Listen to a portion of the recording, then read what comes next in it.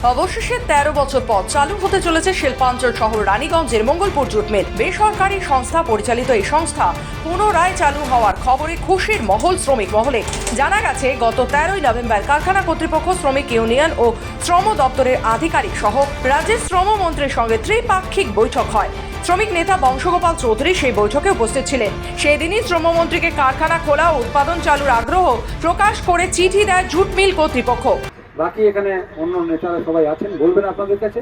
আমি চাইবো যে আপনারা এই মিলটাকে চালু করার জন্য আগে প্রথম কাজ শুরু হোক, তারপরে বাদ বাকি আমাদের যা কথাবার্তা আছে সেগুলো ভবিষ্যতে আমরা আবার আলোচনা করব। তারপরে আপনাদের বড় মিটিং হবে, কনভেনশন হবে, আপনাদের কমিটি হবে, রোজ বসবেন, আপনারা দেখবেন, খেয়াল করবেন।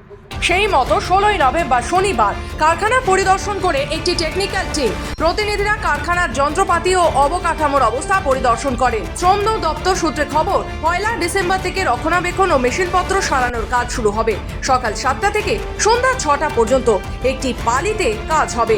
এর মধ্যে 1 ঘন্টা বরাদ্দ থাকবে টিফিনের জন্য, বাকি 10 ঘন্টা কাজ হবে, যার মধ্যে 2 ঘন্টা কাজের জন্য অতিরিক্ত মজুরি দেওয়া হবে। ধাপে ধাপে নিয়োগ করা হবে কর্মী, তবে কাজ স্থগিত করার সময় মজুরি দেওয়া হবে না।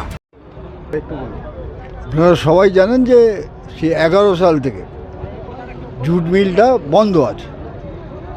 14 তারিখে কলকাতায় মন্ত্রী মলয় ঘটকের দপ্তরে আমাদের ইউনিয়ন CI2 জেলা সম্পাদক বংশবাবুকে ডেকেছিলেন এবং হচ্ছে যে INTTC ডাকে।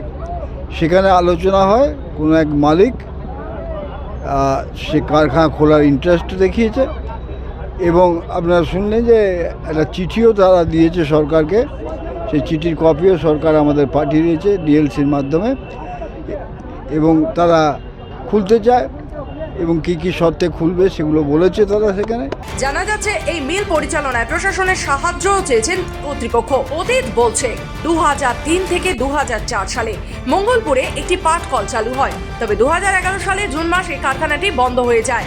সে সময় 1500 স্থায়ী এবং 400 চুক্তিভিত্তিক কর্মচারী ছিল। রাজ্য সরকার 1309 জনকে 1500 টাকা মাসিক ভাতা দেওয়া শুরু করে।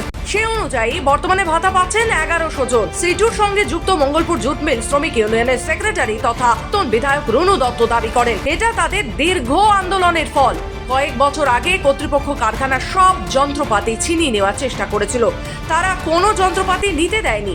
তারা দেখবে কি অবস্থায় আছে, মেকানিক খুলতে গেলে তো মেনটেন্যান্স করতে হবে, অতদিন ধরে বন্ধ। তাহলে কি মেশিন আছে কি নেই, ইলেকট্রিকের অবস্থা কি আছে, সবটাই দেখে তারা সিদ্ধান্ত নেবে।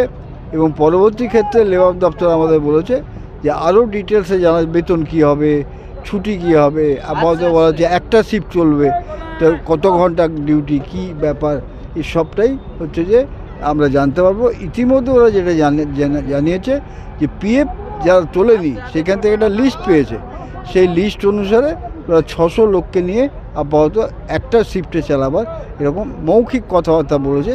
ডিটেলসটা যখন ওরা সিরিয়াসলি চালাবে, মেনটেন্যান্স করবে, তখন নিঃসন্দেহে লেবার দপ্তরের ডিটেলসে মিটিং হবে। সেখানে বেতন কী হবে, হাজিরি কী হবে, নানা বিষয় যেগুলো আছে এই কারখানার যা নিয়মকানুন সেগুলো কিভাবে চলবে সেগুলো আরও ডিটেলস জানা যাবে।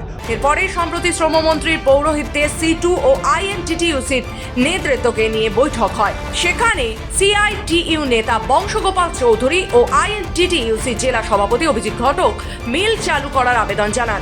এরপরে মিল কর্তৃপক্ষ 13ই নভেম্বর শ্রমমন্ত্রীকে চিঠি লিখে কারখানা চালুর কথাও জানান।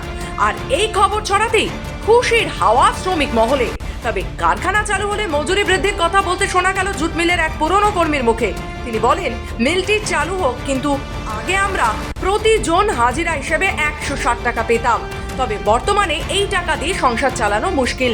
আমাদের যদি বাড়তি বেতন দেওয়া হয় তাহলে আমরা আবার সেখানে কাজ করব।